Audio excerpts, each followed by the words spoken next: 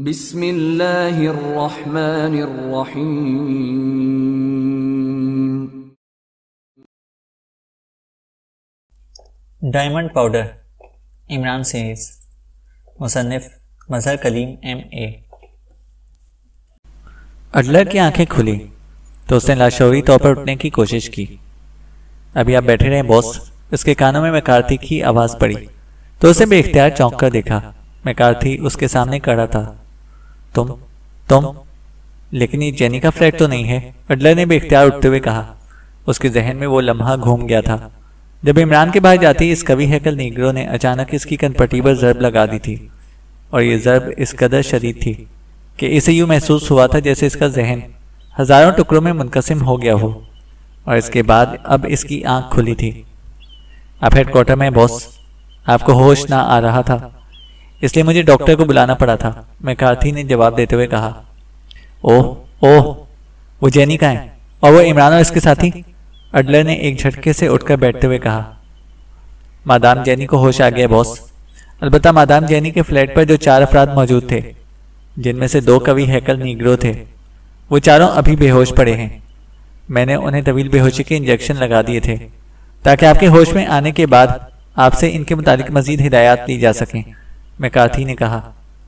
क्या तुम मेरा इशारा समझ गए थे? अडलर ने बेड से नीचे उतरते हुए कहा। यस बॉस, आपने अपनी कॉल में राब्ते का लफ्ज खास लहजे से इस्तेमाल किया था, इसलिए मैं समझ गया कि ये इशारा और राब्ते का कोड है। चुनाचे मैंने ट्रांसमीटर कॉल का सुराग लगा लिया।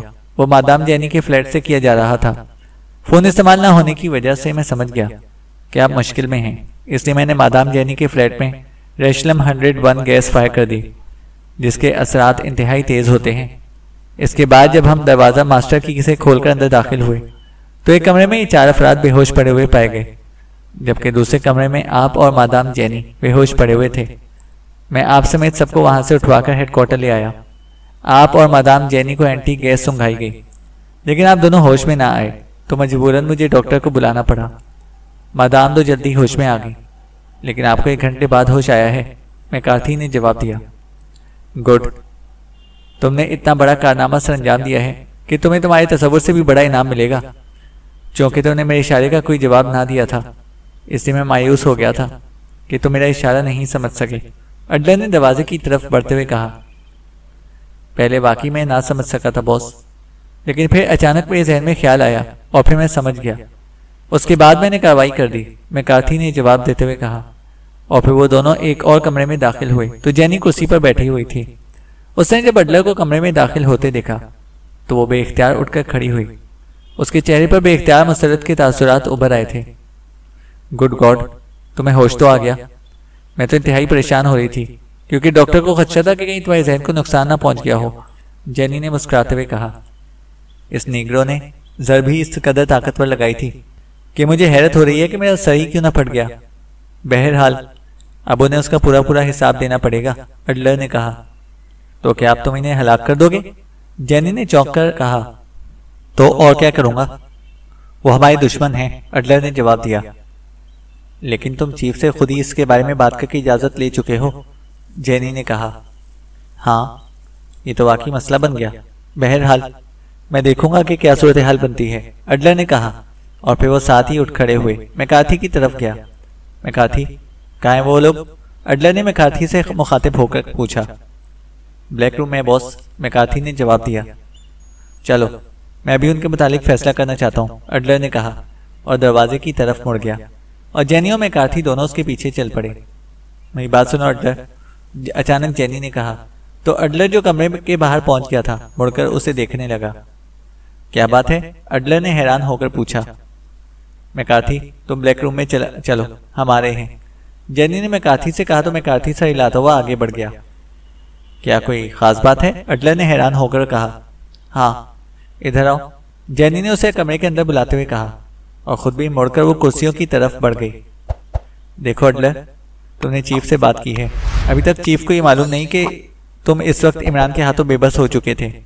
अगर चीफ तक ये बात पहुंच गई तो तुम जानते हो कि क्या होगा, जेनी ने आहिस्ता से कहा। तो अडलर बेख्तियार चौंक पड़ा और इसके चेहरे पर तशवीश के असरात उभर आए। हाँ, मैं जानता हूँ, लेकिन कौन उस तक की बात पहुंचाएगा? उसका तो किसी से राब्ता ही नहीं है, अडलर ने कहा। मैं अपने छोटे से गैंग की सरबराह हूँ। बज़ाहिर मेरा चंद अफराद से ही रब्ता होता है, लेकिन असल में मेरे इन लोगों से खुफिया राब्ते भी होते हैं जिनके मुतालिक कोई सोच भी नहीं सकता कि उनके भी मेरे साथ राब्ते हो सकते हैं। इसी तरह गैंग में होने वाले हर किस्म के वाक़यात की रिपोर्ट मुझे मिल जाती है। तुम्हारा क्या ख्याल है कि जो इतना बड़ा ताकतवर और वसी सिंडिकेट का चीफ है उसका किसी से कोई राब्ता नहीं होगा? लाजमन होगा। और तुम देख लेना कि अगर तुम हिफ्ज़ मा तकद्दम के तौर पर कोई कार्रवाई ना भी की तो तुम फंस जाओगी, जेनी ने कहा। तो अडलर के चेहरे पर तशवीश के तासुरात नमूदार हो गए। तुम्हारी बात दुरुस्त है जेनी, तुम वाकई समझदार औरत हो, लेकिन मुझे क्या करना चाहिए? अडलर ने कहा। देखो अडलर, मैंने मैकार्थी से मालूमात हासिल कर ली हैं। हमें और इन लोगों को ये मेरे फ्लैट में यहाँ से यहाँ पर लेकर आए हैं। मैकार्थी के साथ 4 अफराद थे। तुम मैकार्थी समेत इन 4 अफराद को हलाक करा दो। इसके बाद अगर चीफ तक रिपोर्ट पहुंचेगी भी सही तो इसका कोई सबूत नहीं होगा और तुम कह सकते हो कि तुम मेरे फ्लैट में मौजूद थे कि इमरान ने वहां राब्ता किया था, जेनी ने कहा। Good, very good, really very good. आओ, बाकी पहले लोगों का खात्मा होना चाहिए। अडलर ने कहा, दरवाजे की तरफ मुड़ गया। फिर वो ब्लैक रूम में जाने की बजाय हेडक्वार्टर में अपने ऑफिस की तरफ बढ़ गया। जेनी भी इसके साथ थी। ऑफिस में पहुंचकर इसने इंटरकॉम का रिसीवर उठाया और 3 मुख्तलिफ नंबर प्रेस कर दिए। यस, दूसरी तरफ से मैकार्थी की आवाज़ सुनाई दी, क्योंकि अडलर ने ब्लैक रूम के ही नंबर प्रेस किए थे। मैकार्थी, तुमने इतना बड़ा कारनामा सर अंजाम दिया है कि मैंने जेनी के मशवरे पर फैसला किया है कि तुम्हें और तुम्हारे साथियों को बगैर वक्त ज़ाया किए भरपूर इनामात दिए जाएं, क्योंकि अपने आदमियों की हौसला अफजाई फौरी तौर पर होनी चाहिए। चुनांचे मैंने फैसला किया है कि तुम्हें और हेडक्वार्टर में तुम्हारे साथ ऑपरेशन में हिस्सा लेने वालों को 10-10 लाख पाउंड इनाम दिया जाए। तुम ऐसा करो कि इन सबको जो इस ऑपरेशन में तुम्हारे साथ थे लेकर मेरे ऑफिस में आ जाओ, अडलर ने कहा। Yes boss, thank you boss, McCarthy की मुसरत भरी आवाज़ सुनाई दी। तो अडलर ने मुस्कुराते हुए रिसीवर रख दिया और फिर मेज़ की सबसे निचली दराज खोलकर इसने इसमें से एक छोटा सा रेस पिस्टल निकाला। इसे चेक करके इसने इसे मेज़ की सबसे ऊपर वाली दराज में रखा और दराज को इस हद तक खोल दिया कि जिस वक्त वो चाहे फौरी तौर पर इसे उठा सके। जेनी इसकी साइड पर बैठी हुई थी। थोड़ी देर बाद दरवाज़ा खुला और मैकार्थी अंदर दाखिल हुआ। उसके पीछे 4 अफराद थे। उन सब के चेहरे मुसरत से खिले पड़ रहे थे। वो सलाम करके सामने ही खड़े हो गए। क्या तुमने उन्हें बता दिया कि इन्हें क्या इनाम मिलने वाला है? अडलर ने मेज़ की खुली दराज में मौजूद रेस पिस्टल के दस्ते पर गिरफ्त मजबूत करते हुए कहा। यस बॉस, मैकार्थी ने मुस्कुराते हुए कहा। ओके, अडलर ने कहा और इसके साथी से रेस पिस्टल उठा लिया। यह है तुम्हारा इनाम, अडलर ने मुस्कुराते हुए कहा। और मैकार्थी और इसके साथियों के चेहरों पर हैरत के तासुरात उभर रही थे कि अडलर ने ट्रैगर दबा को हाथ को तेजी से कौस की सूरत में घुमाया तो मैकार्थी और इसके साथियों के हलक से बेपनाह चीखें निकली और वो उछल कर नीचे गिरे और चंद लम्हों तक तड़पने के बाद साकित हो गए।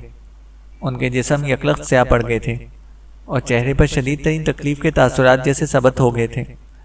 अडलर ने एक तवील सांस लिया और पिस्टल वापस दराज में रखने की बजाय उसने उसे जेब में डाला और फिर इंटरकॉम का रिसीवर उठाकर इसने 2 नंबर प्रेस कर दिए। यस बॉस, दूसरी तरफ से इसकी सेक्रेटरी की आवाज़ सुनाई दी। रॉबर्ट से बात कराओ, अडलर ने कहा। यस बॉस, दूसरी तरफ से कहा गया। हेलो बॉस, मैं रॉबर्ट बोल रहा हूँ। चंद लम्हों बाद एक मर्दाना आवाज़ सुनाई दी।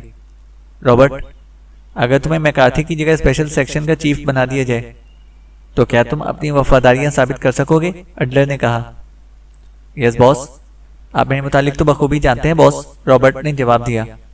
ओके, मैकार्थी और इसके साथियों ने मुझसे गद्दारी करने की कोशिश की थी, इसलिए मैंने उन्हें रेड कॉल दे दी है। उनकी लाशें मेरे ऑफिस में मौजूद हैं। तुम 5 आदमियों समेत आओ और इन लाशों को उठाकर ले जाओ और बर्की भट्टी में डाल दो। उसके बाद मुझे रिपोर्ट करो, अडलर ने कहा और रिसीवर रख दिया। थोड़ी देर बाद दरवाज़ा खुला और एक नौजवान अंदर दाखिल हुआ। उसने बड़े मुअद्दबाना अंदाज में अडलर को सलाम किया। उठाकर ले जाओ इन्हें और जैसे मैंने हुक्म दिया है वैसे ही करो, अडलर ने सख्त लहजे में कहा। यस बॉस, आने वाले ने कहा और फिर इसने कमरे से बाहर जाकर बाहर मौजूद अफराद को बुलाया। ये 5 अफराद थे। उन्होंने अंदर दाखिल होकर अडलर और जेनी को सलाम किया और एक एक लाश उठाकर वो कमरे से बाहर चले गए। अब तुम मुकम्मल तौर पर महफूज हो चुके हो। और सुनो, अब इस इमरान और इसके साथियों के बारे में कोई जज्बाती फैसला ना करना। जो कुछ भी करना सोच समझ कर करना, जेनी ने कहा। तुम्हारी तजवीज़ है कि इन्हें रिहा कर दिया जाए। लेकिन जेनी, तुम इस इमरान को नहीं जानती। यह हद दर्जा शैतान और शातिर आदमी है।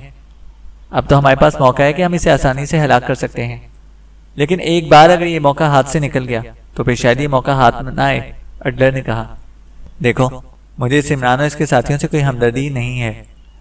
मुझे तुम्हारी ज़ात से हमदर्दी है। तुम चीफ से बात कर चुके हो। अब अगर तुमने चीफ के हुक्म की खिलाफ वर्जी की तो बहरहाल ये रिपोर्ट चीफ तक पहुंच जाएगी, और चीफ टाइप के लोग इतनी सी बात का भी पतंगड़ बना लेते हैं।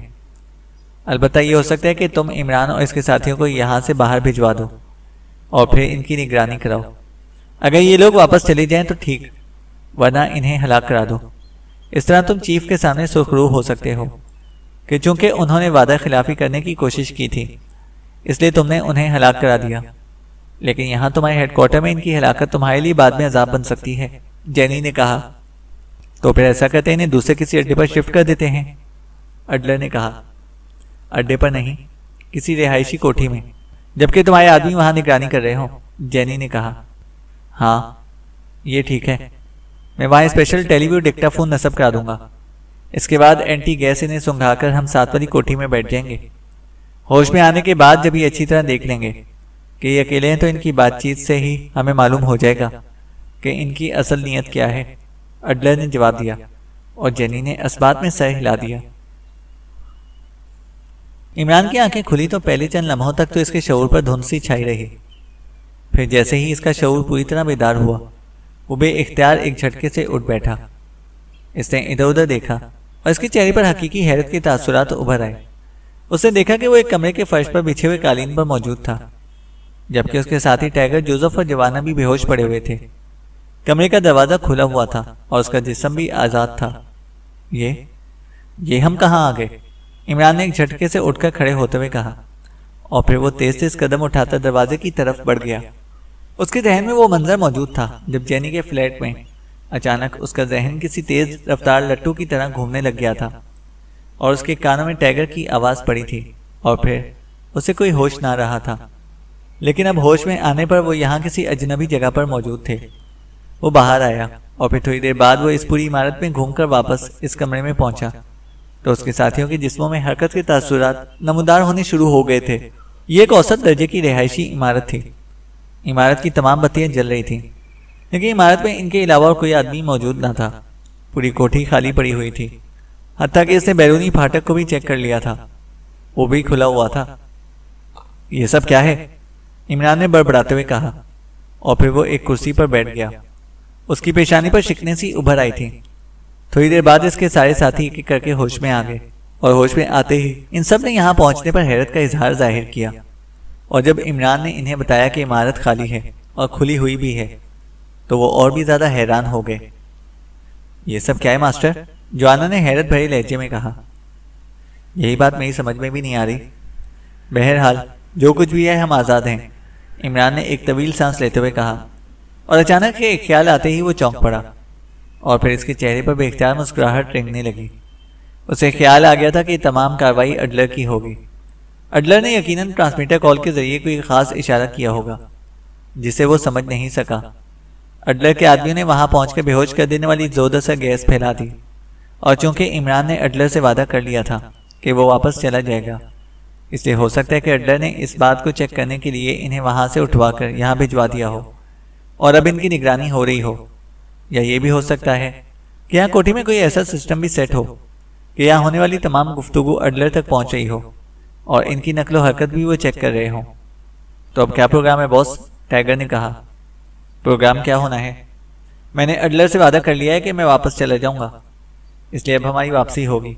अभी तो रात है, सुबह को चार्टर तैयारी के जरिए हम वापस चले जाएंगे। इमरान ने आंख से मखसूस इशारा करते हुए कहा। यस बॉस, टाइगर ने इसका इशारा समझते हुए कहा। यहाँ बेडरूम्स मौजूद हैं, तुम अपने तौर पर बेडरूम्स में मुंतखब करके आराम करो।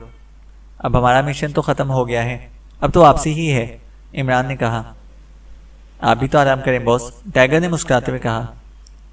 तुम लोग जाओ, तुम्हें मालूम है कि गैस के दबाव की वजह से नींद नहीं आएगी, इसलिए मुझे रात बैठकर गुजारनी होगी। वो मैं यहीं गुजार लूँगा, इमरान ने कहा। तो टाइगर, जोसेफ और जवाना खामोशी से चले गए और कमरे से बाहर निकल गए। वो सब इमरान का इशारा समझ गए थे। अभी उन्हें बाहर गए चंद ही लम्हे हुए होंगे कि कमरे में मौजूद फ़ोन की घंटी बज उठी। इमरान ने इस तरह चौंक कर फ़ोन की तरफ देखा जैसे वो घंटी की आवाज़ सुनकर हैरान हो गया हो। हेलो, दूसरी तरफ से अडलर की आवाज़ सुनाई दी और इमरान बेइख्तियार मुस्कुरा दिया। यस, इमरान ने जानबूझकर सिर्फ यस कहने पर इक्तफा किया। इमरान, मैं अडलर बोल रहा हूँ। तुम होश में आने के बाद हैरान तो होगे कि तुम्हें यहाँ खाली कोठी में क्यों पहुँचाया गया है। हालांकि तुम्हें और तुम्हारे साथियों को बेहोशी के आलम में ही गोलियों से उड़ाया जा सकता था, लेकिन चूंकि तुम मुझसे वादा कर चुके थे कि तुम वापस चले जाओगे और अब रेड सिंडिकेट के खिलाफ मजीद कोई कार्रवाई ना करोगे, इसलिए मैंने भी तुम्हारी और तुम्हारे साथियों की जान बख्श दी है। अब तुम्हारी बेहतरी इसी में है कि तुम फौरी तौर पर वापस चले जाओ, वरना रेड सिंडिकेट से तुम्हें किसी सूरत भी बच ना सकोगे। अडलर ने कहा। तुम्हारी इस मेहरबानी का शुक्रिया अडलर, लेकिन इसका मतलब भी ये भी नहीं करता है कि तुमने अपना वादा पूरा नहीं किया और अपने आदमियों को तुमने ट्रांसमीटर पर कोई ऐसा मखसूस इशारा किया था जिसकी वजह से इन लोगों ने वहां पहुंचकर ये कार्रवाई की। इमरान ने कहा। मैंने वाकई कोई इशारा नहीं किया था, लेकिन मैकार्थी ने अपने तौर पर इसे इशारा समझ लिया और फिर ट्रांसमीटर कॉल ट्रेस करके वो अपने साथियों समेत जेनी के फ्लैट पर पहुंच गया। वैसे तुम शायद यकीन ना करो, मैंने उसे इनाम देने की बजाय उसे और इसके 4 साथियों को मौत की सजा दी है, क्योंकि इसकी इस कार्रवाई से मेरा भी यही ख्याल था कि तुम मुझे झूठा समझोगे। अडलर ने जवाब देते हुए कहा। अगर तुमने वाकई उन्हें सजा दी है तो फिर तुम्हारी ये बात दुरुस्त ही होगी। बहरहाल तुम फिक्र मत करो, मैं कल रवाना हो जाऊंगा। इमरान ने जवाब दिया। तो मैं ये बता दूं कि तुम्हारी और तुम्हारे साथियों की मुकम्मल निगरानी होती रहेगी। अगर तुमने वादा खिलाफी की कोशिश की तो फिर तुम और तुम्हारे साथी दूसरा सांस भी ना ले सकेंगे, अडलर ने कहा, और उसके साथ ही राब्ता खत्म हो गया। तो इमरान ने एक तवील सांस लेते हुए रिसीवर रख दिया। उसके चेहरे पर पूरा सरारसी मुस्कुराहट मौजूद थी। अडलर अपने दफ्तर में बेचैनी और इस्तराब के आलम में टहल रहा था। वो बार बार मेज पर रखे हुए फ़ोन की तरफ देखता और फिर टहलना शुरू कर देता। थोड़ी देर बाद फ़ोन की घंटी बज उठी तो उसे झपट कर रिसीवर उठा लिया। यस, अडलर ने तेज़ लहजे में कहा। जेनी बोल रही हूँ अडलर। दूसरी तरफ से जेनी की आवाज़ सुनाई दी। ओह जेनी, क्या हुआ? तुमने कॉल करने में खासी देर लगा दी। मैं बहुत परेशान हो गया था, अडलर ने कहा। तुम्हें मालूम है कहाँ से कॉल कर रही हूँ? ग्रेटलैंड से। जेनी की आवाज़ सुनाई दी तो अडलर बेख्तियार उछल पड़ा। ग्रेटलैंड से? क्यों? तुम वहाँ कैसे पहुँच गई? अडलर ने हैरान होते हुए पूछा। इमरान और इसके साथियों ने ग्रेटलैंड के लिए तैयारा चार्टर कराया था। मैंने सोचा कि हो सकता है कि ग्रेटलैंड पहुंचकर वो मेकअप करके वापस आ जाएं, इसलिए मैंने दूसरी कंपनी का छोटा जेट तैयारा हायर किया और इनसे पहले ग्रेटलैंड पहुंच गई। वो ग्रेटलैंड पहुंचे और फिर उन्होंने वहां से बाकायदा पाकिस्तान जाने वाले तैयारे में निश्चितें ओके कराई। मैं वहीं मौजूद थी। फिर थोड़ी देर पहले ही तैयारा रवाना हुआ है, तो मुझे पूरी तरह इत्मीनान हुआ है और मैंने तुम्हें कॉल किया है, जेनी ने जवाब देते हुए कहा। ओह, इसलिए इतनी देर लगा दी थी तुमने? मैं परेशान हो रहा था क्योंकि मैंने और किसी के ज़िम्मे ये काम निगरानी का काम ना सौंपा था। बहरहाल तुमने वाकई इंतहाई समझदारी से काम लिया है। अब पूरी तरह तसल्ली हो गई है। अब तुम वापस आ जाओ, अडलर ने कहा। मैं 2 घंटों बाद पहुंचा ही हूँ। आज रात वाकई जश्न होगा, जेनी ने कहा तो अडलर बेख्तियार खिलखिलाकर हंस पड़ा। वाकई होगा, अडलर ने कहा और दूसरी तरफ से जेनी ने भी हंसते हुए राब्ता ख़त्म कर दिया। अडलर ने रिसीवर रखा और फिर मुड़कर मेज़ के पीछे कुर्सी पर बैठ गया। उसने एक बार फिर रिसीवर उठाया। फ़ोन पीस के नीचे लगा हुआ बटन प्रेस करके इसने तेज़ी से बटन प्रेस करना शुरू कर दिए। यस, एक आवाज़ सुनाई दी। रेड 3 बोल रहा हूँ, चीफ से बात कराओ, अडलर ने कहा। होल्ड ऑन करें। चंद लम्हों की खामोशी के बाद वही आवाज़ दोबारा सुनाई दी। यस, चंद लम्हों बाद चीफ की मखसूस करख्त आवाज़ सुनाई दी। रेड 3 बोल रहा हूँ चीफ। इमरान अपने साथियों समेत पाकिस्तान रवाना हो गया है। वो यहाँ से चार्टर तैयारी के जरिए ग्रेटलैंड गया और फिर वहाँ से पाकिस्तान रवाना हो गया। मेरे आदमियों ने इस वक्त तक इनकी निगरानी की है जब तक वो ग्रेटलैंड से फ्लाई नहीं कर गया, अडलर ने कहा। ठीक है, इसका मतलब है कि इसने वादा पूरा किया है, चीफ ने कहा। यस बॉस, मैंने आपको बताया था कि वो वादे का पक्का है, अडलर ने कहा। ओके, दूसरी तरफ से कहा गया और इसके साथ ही राब्ता खत्म हो गया और अडलर ने एक तवील सांस लेते हुए रिसीवर रख दिया। उसके चेहरे पर ऐसे तासुरात थे जैसे उसके कांधों से हजारों टन का बोझ उतर गया हो। उसने कुर्सी की पुष्ट से कमर लगाई और आंखें बंद कर ली। वो शायद इस अंदाज में कुछ देर रेस्ट करना चाहता था कि फ़ोन की घंटी एक बार फिर बज उठी और अडलर ने चौंक कर आंखें खोली और फिर हाथ बढ़ाकर इसने रिसीवर उठा लिया। यस, अडलर ने रिसीवर उठाते हुए कहा। बॉस, मादाम जेनी के ग्रुप का इंचार्ज माइक आपसे बात करना चाहता है।